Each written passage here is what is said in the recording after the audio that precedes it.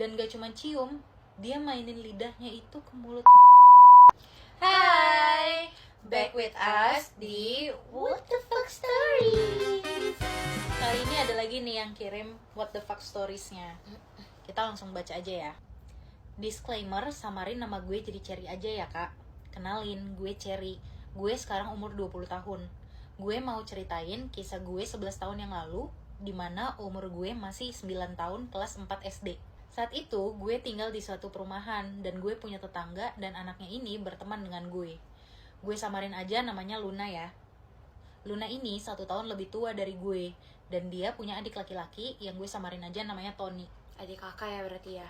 Biasanya tiap pulang sekolah, gue pasti main sama mereka, dan gue sering banget main ke gubuk depan rumah mereka. Gubuknya cukup besar dan dibangun sama kakeknya mereka. Saat itu, Luna dan Tony manggilnya Abah, dan gue juga manggil Abah. Oh, kakek ini dipanggil Abah ya. Keluarga mereka baik banget sama gue. Begitupun keluarga gue baik sama mereka.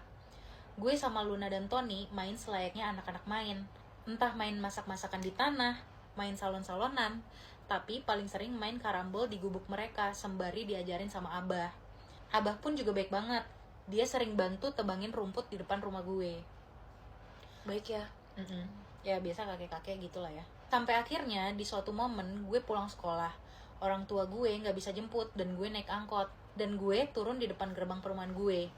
Gue jalan ke arah rumah gue yang dimana ngelewatin rumah Luna dan Tony. Tapi pada saat itu cuman ada Abah di gubuk karena Luna sama Tony belum pulang sekolah. Pas gue lewat seperti biasa, gue disapa lah sama Abah. Tapi respon Abah beda. Dia narik suara kayak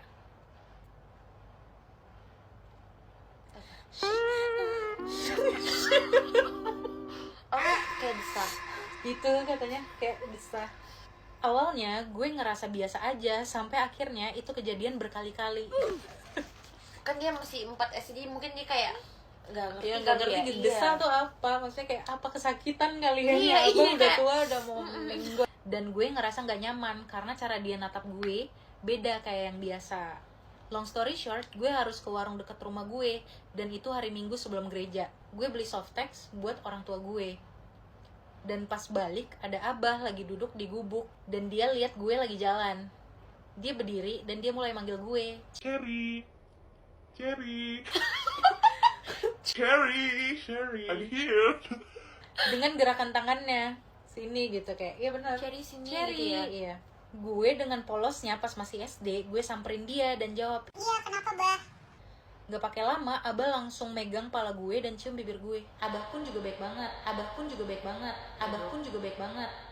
Itu kan pedo nggak sih kok? Pedofil lah, Gitu gila kan? dia masih kelas 4 anjir.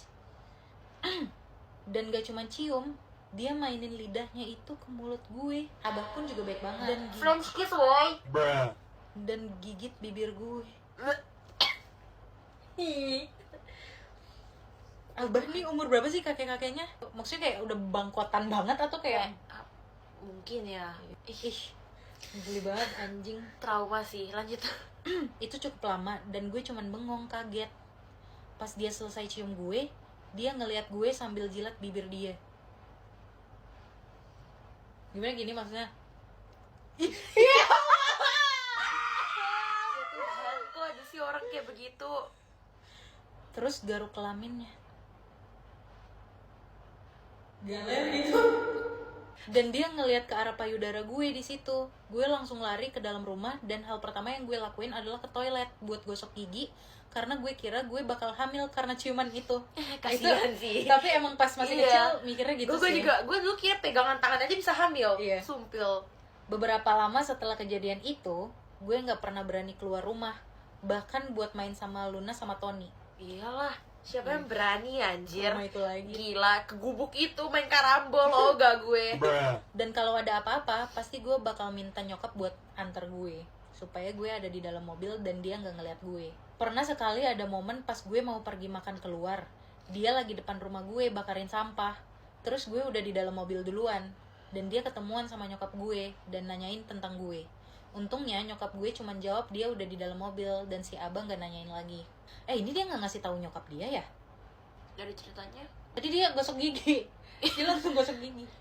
Nyokap gue juga pernah cerita, dia pas ngasih makanan ke Abah, tangannya dipegang dan Abah keluarin suara. Sumpah gila itu orang. Kalau menikmati. Sumpah itu Abah sinting ya. Gitu loh, kayak gitu loh.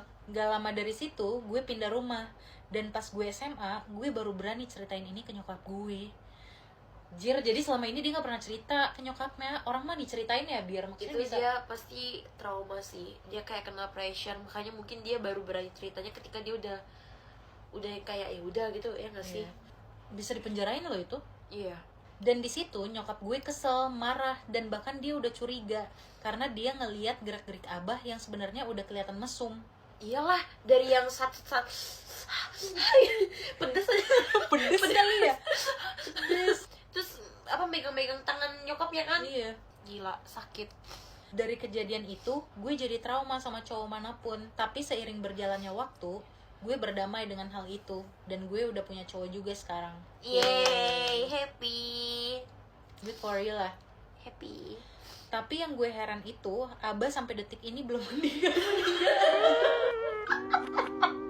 Jahat. Gak sih? Itu 11 tahun yang lalu. Jadi mungkin ya kemungkinan si Abah tuh dulu kayak 60-an kali ya. Bisa jadi.